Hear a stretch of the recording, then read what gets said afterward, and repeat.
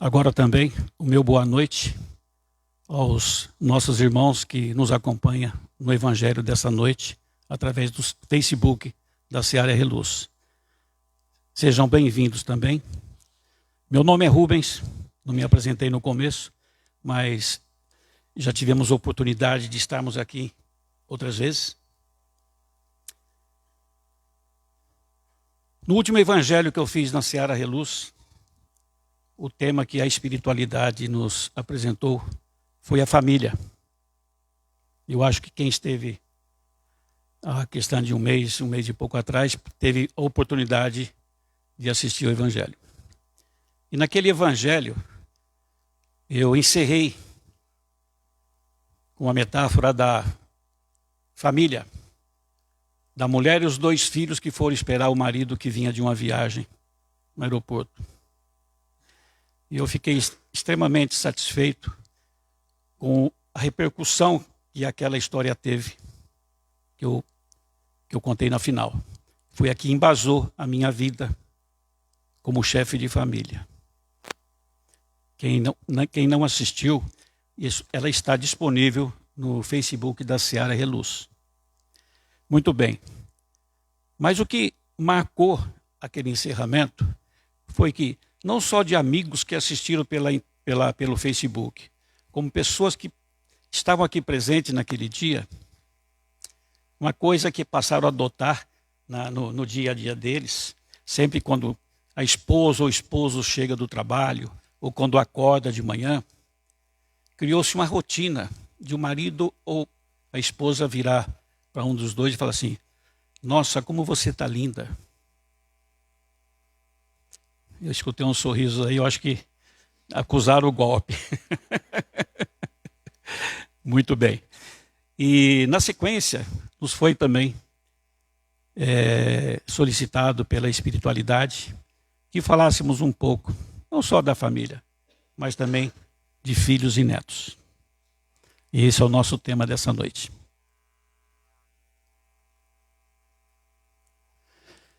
Muito bem, já falei que eu gosto de usar muito o símbolo da pirâmide, né? Porque é a energia da família, né? Nós temos ali filhos, pais, filhos e netos. Então, na sequência do evangelho anterior, nós temos aqui: e vieram os filhos e também os netos. O tema: herdeiros de um novo mundo.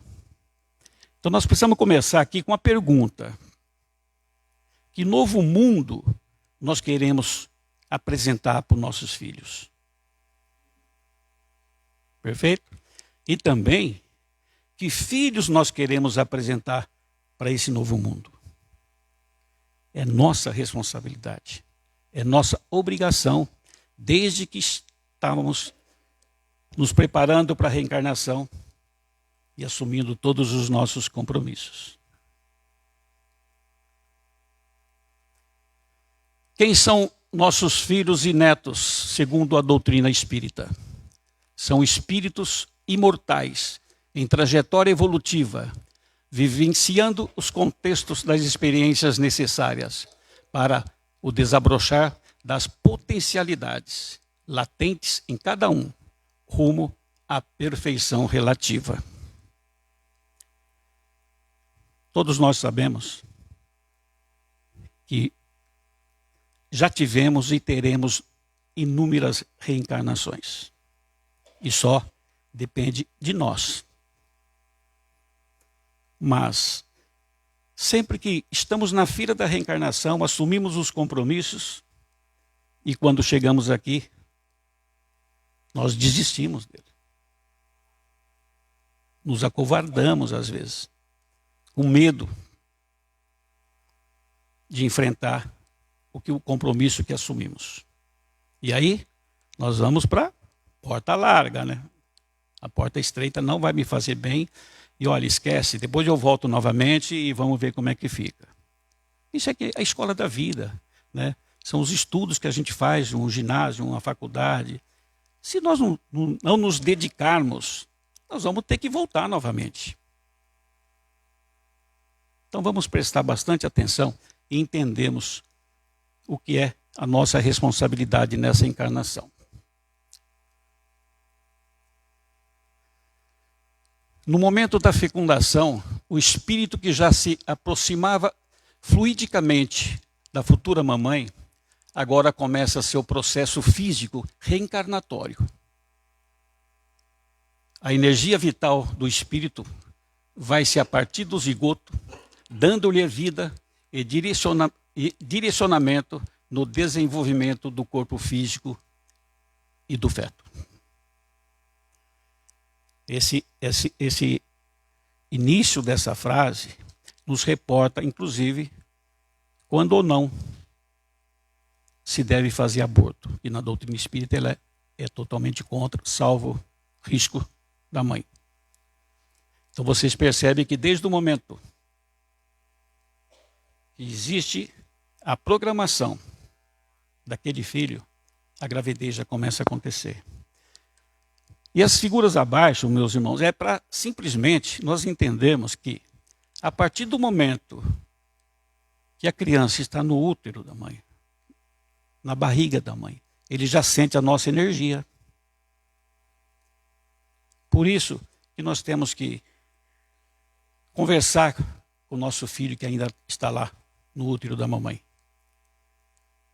E quando ele vem até nós na matéria, temos que ter o contato físico. Não precisa falar. Na idade que está nessas figuras, eles ainda não estão em condições de entender as palavras. Mas o sentimento, sim. E essa é a base que ele vai procurar e utilizar durante a sua vida aqui na Terra. Toda criança, naquela última figura, todo filho, ele sabe os momentos que a mãe, que os pais se dedicaram a ele. Essa mãe poderia simplesmente ter abortado, eles não estar aqui. Aí já começa o agradecimento do filho para com a mãe. Ele sabe que o leite materno que sua mãe dispensou a ele de forma gratuita tem um valor espiritual muito, muito grande na formação dele como ser humano encarnado. Das horas de sono que os pais dispensaram aos filhos, tudo isso fica registrado nessas crianças. Eu gosto muito de usar a lição da borboleta, que acho que todo mundo conhece, para a gente esclarecer um pouco mais e entender um pouco mais como devemos conduzir a criação dos nossos filhos. Vou ler só a parte vermelha, né, para que ela vai dar o contexto para nós. A borboleta, ela se esforça para sair do casulo. Mas o homem, quando vê a borboleta sofrendo, ele pensa em ajudá-la. Ele vai com a tesoura, corta o casulo, pensando que está facilitando a saída da borboleta do casulo. Mas nada disso aconteceu. Na verdade, a borboleta passou o resto da sua vida rastejando, incapaz de voar. E o esforço necessário à borboleta para passar através de pequena abertura foi o modo escolhido pela natureza para exercitá-la e fortalecer as suas asas.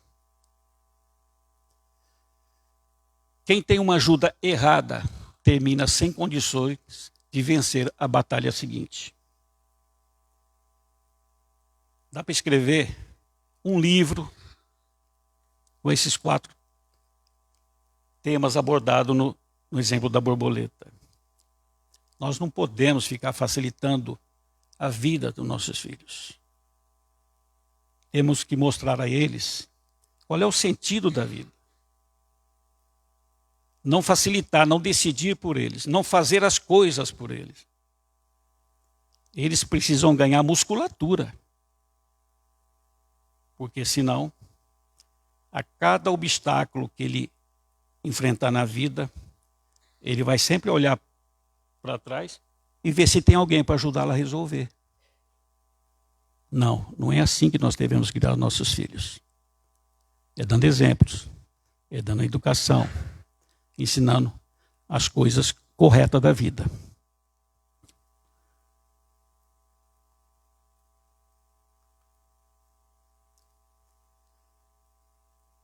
Muitas das vezes nós terceirizamos a criação dos nossos filhos. Para os professores. Eles estão ali para educar.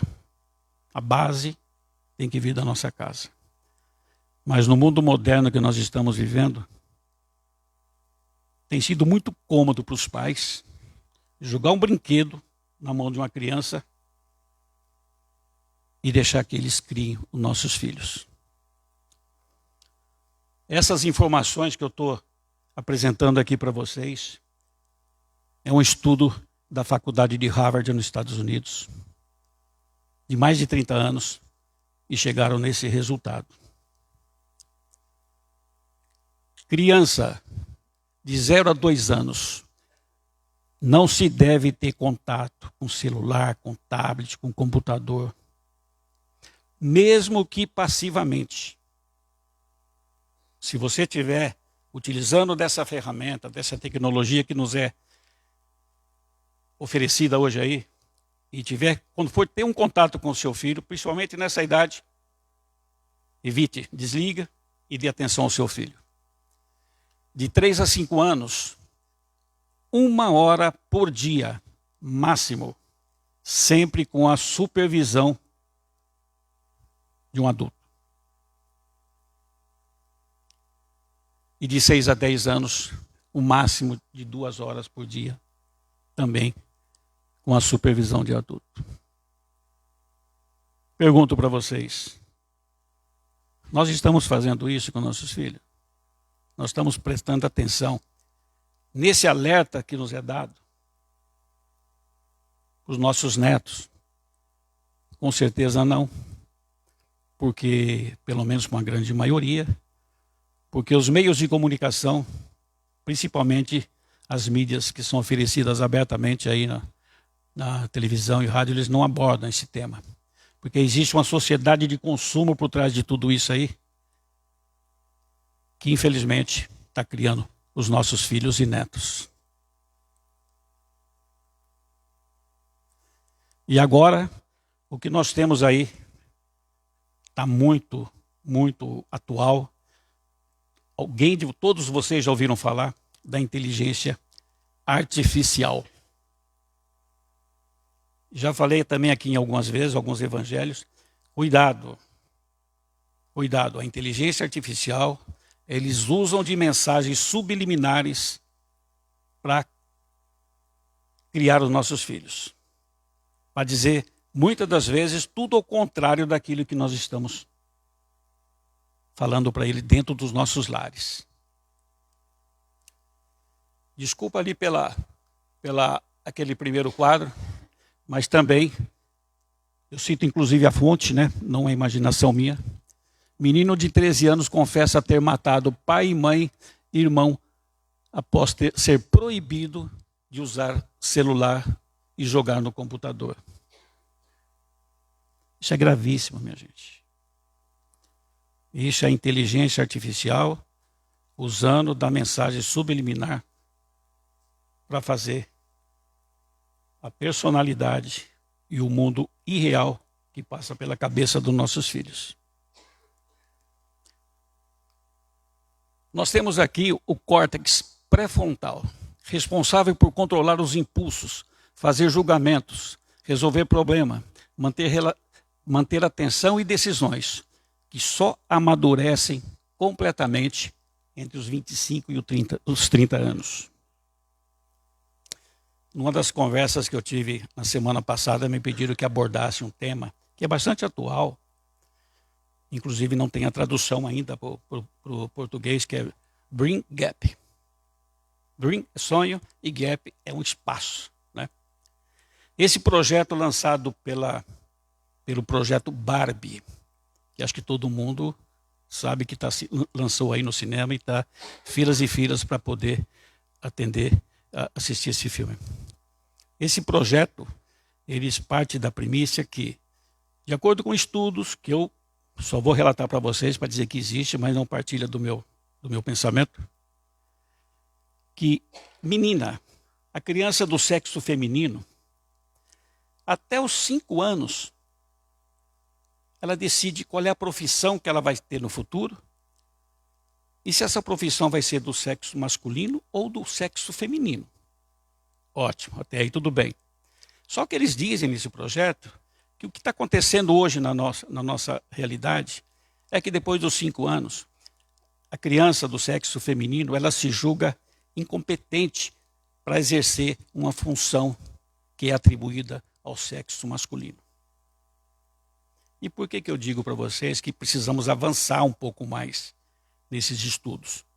Se nós temos aqui que o córtex pré-frontal, ele vai se formando, aquela célula que nós vamos acrescentando no ser humano. E só depois, entre 25 e 30 anos, ele define realmente o que ele pretende ser como pessoa, como profissional e como chefe de família. Então é meio conflitante com esse projeto. Desculpa até o termo aí, eu não gosto muito de trazer a linguagem em inglês ou qualquer outra língua, porque nós estamos no Brasil. Mas estou levantando esse assunto porque realmente pediram que eu comentasse alguma coisa sobre isso. E pesquisem, tá? Esse Dream Gap e o filme que estão sendo lançado aí, porque segundo os especialistas, a Barbie, ela pode ser tudo na vida, né? Pelo que a gente vê no filme, pode ser tudo. Pode ser piloto de avião, pode ser mergulhadora, pode ser modelo, pode ser tudo. Mas nossas filhas também podem ser. Não precisa ser decidido lá com 5 anos. Ela não tem ainda a maturidade para tomar essa decisão.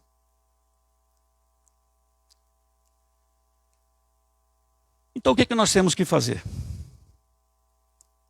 Eu, pelo menos, eu vivi tudo isso aí. Eu garanto que grande parte de vocês também viveu tudo isso aí. E nos criaram, e nos formamos pessoas com conhecimento do que é natureza, do que é uma brincadeira sadia. Não tínhamos contato com a tecnologia que tem hoje. E hoje nós não conversamos com ninguém, né? Conversamos, inclusive, o português nosso está sumindo, porque se usa uma série de palavreados nos computadores, no celular, que a gente, honestamente, nós não entendemos o que é. Então, sugestão, que isso são os nossos avós e bisavós que já traziam a gente nessa linha de criação. Temos que levar nossos filhos a ter contato com a natureza. Brincadeiras sadias. Promover reuniões familiares, proibindo entrada de qualquer equipamento eletrônico. Nós precisamos contar nossas histórias para os nossos filhos e netos, ouvir deles as experiências do dia a dia, trocarmos essa experiência.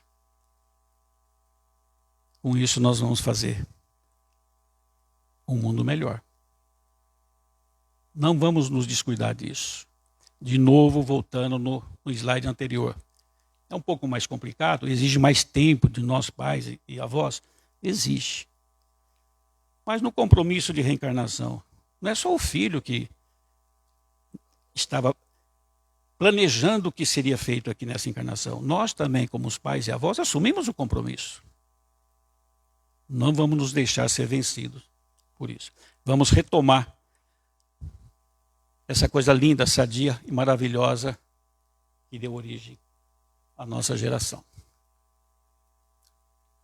Uma coisa muito importante também é não educar nossos filhos para serem ricos.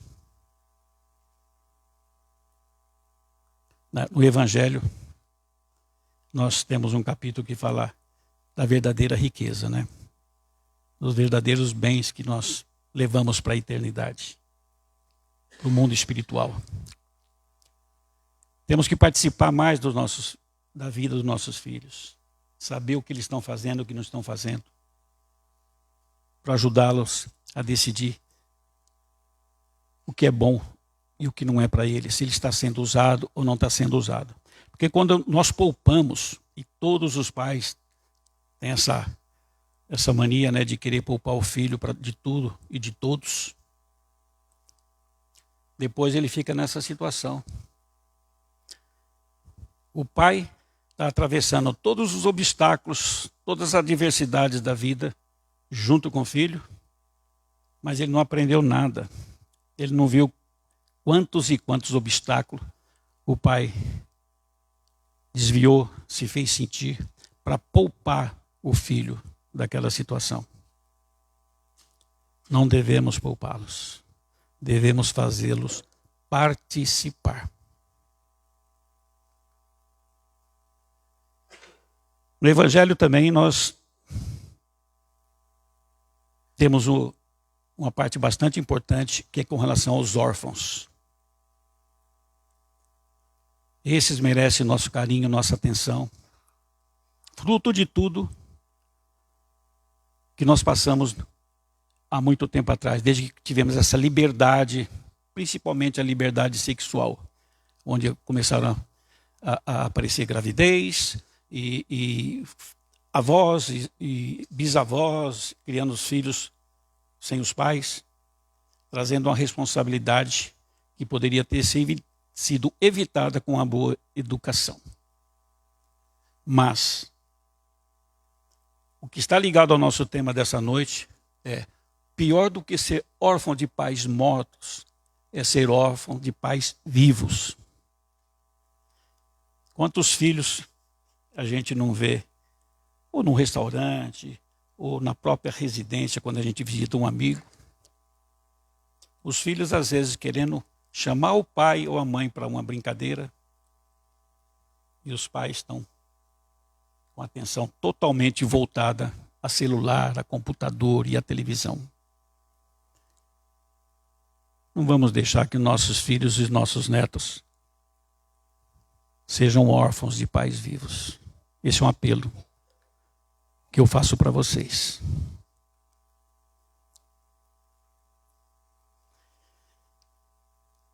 Também não podemos decidir o futuro dos nossos filhos.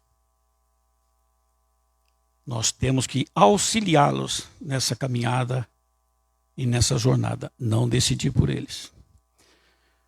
Tem uma metáfora que já transformaram até em vídeo, de um pai que liga para o amigo dele, psicólogo, e fala: olha, eu quero morrer. Mas como assim você quer morrer? Meu filho, no 3º ano de engenharia, resolveu largar. É a faculdade mais cara que nós temos no Brasil, ele resolveu largar. Ah, mas por quê? Ele falou que não está feliz. Ele quer fazer gastronomia. Esse amigo falou assim: você tem que ouvir, seu filho. Dá chance. Porque quando você também erra, você cria musculatura. Um mês depois, esse mesmo pai retorna. Falou: eu vou cortar meus pulsos. Mas por quê? Meu filho foi passar as férias em Canoa Quebrada e resolveu entrar de sócio numa pousada com restaurante e vai morar lá. De novo, a resposta foi a mesma. Escute seu filho. Ele está feliz? Deixe ele prosseguir. E para finalizar, o pai liga novamente para esse amigo, psicólogo. Agora eu morro de vez. O que aconteceu? Meu filho conheceu uma russa, quer casar e vai embora para a Rússia com ela. Meus irmãos, esse homem, esse filho, foi embora. Teve filhos maravilhosos, criados dentro de uma cultura, dentro de uma disciplina, que todos têm o direito de errar. Mas às vezes, na maioria das vezes, quando você faz a coisa que você está feliz, você acerta. Porque se nós agirmos ao contrário, porque eu fui médico, meu filho tem que ser, se eu fui engenheiro, meu filho tem que ser, nós vamos nos deparar hoje, o que está acontecendo no nosso mundo, principalmente no Brasil, filhos em depressão. Não estão fazendo o que gostam. Filhos com síndrome do pânico. E é triste a gente dizer, mas também aumentando consideravelmente o número de suicídios. Vamos deixar nossos filhos decidirem por eles. Eles também têm o filtro do ouvido e da consciência e vai saber discernir o certo do errado e do que é promissor com ele. Eu, Rubens, fui criado por famílias humildes. Meu pai sempre ausente, trabalhando em outras cidades. Tive minha mãe como pai e mãe. Quando eu estava terminando o colégio, eu perguntei para ela, uma pessoa analfabeta, viu, meus irmãos? Eu falei, todos os meus amigos de escola falam que os pais estão perguntando para eles o que eles querem ser no futuro. E a senhora nunca perguntou para mim. Ela falou para mim, meu filho, o dia que você tiver que atirar uma pedra, tenta acertar o sol. Você não vai conseguir, mas você vai chegar o mais longe que você pode chegar. Se você resolver ser um pintor de paredes, eu vou falar para você, seja o melhor pintor do mundo. Você, não vai lhe faltar serviço, você vai ser muito bem remunerado, desde que trabalhando com honestidade, com dedicação e com qualidade. E se você for um médico, a mesma coisa. Não interessa a sua profissão, interessa o quanto você vai se dedicar a ela. E no último quadro, que até já tive a oportunidade de conversar com alguns amigos da casa, quando eu, com 14, 15 anos de idade, eu resolvi procurar o primeiro emprego, sem nenhuma formação ainda, né, mas um trabalho braçal.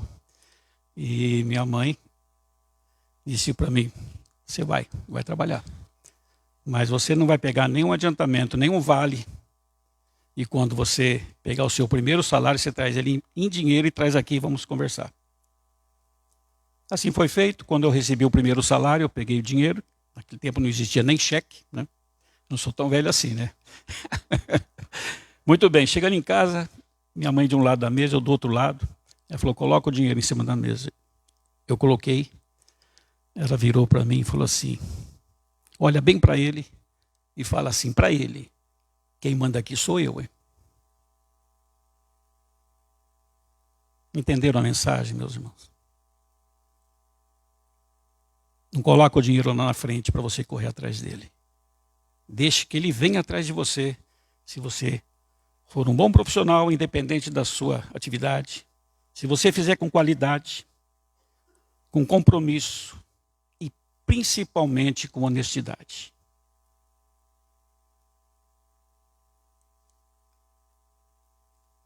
Para finalizar, que nós já estamos exatamente em cima da hora, educai as crianças e não será preciso punir os homens. Essa é a mensagem final dessa noite. Agradeço de novo a paciência de vocês e a oportunidade da gente falar um pouco sobre a gente mesmo, sobre a doutrina. Obrigado mesmo. Então vamos fechar os nossos olhos, sentarmos confortavelmente, prestando atenção na nossa respiração. Vamos agradecer a Deus, nosso Pai, e a espiritualidade amiga que nos acompanharam nesse evangelho desta noite. E que, pelo menos uma palavra, seja uma semente plantada no terreno fértil da nossa alma. E nós vamos irrigá-la com amor, com fé, com perdão, com resiliência e caridade, para que ela possa germinar, criar flores, novos frutos, e desses frutos novas sementes, para que sejamos os multiplicadores do Evangelho de Cristo. Gostaria que todos fizessem alguns segundos de vibração pela família e por todos os doentes e aflitos deste mundo.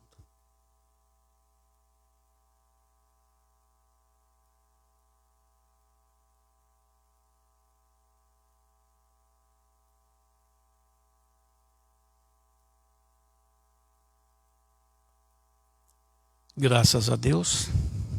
Vamos fazer o Pai Nosso de agradecimento e encerramento. Pai nosso, que estais nos céus, santificado seja o vosso santo e divino nome. Venha a nós o vosso reino. Seja feita a vossa vontade, assim na terra como nos céus. O pão nosso de cada dia nos dai hoje, Senhor. Perdoai as nossas ofensas, na medida que nós perdoamos aqueles que nos têm ofendido. E não nos deixeis cair em novas tentações, mas livrai-nos de todos os males. E assim seja, graças a Deus. Uma boa noite a todos.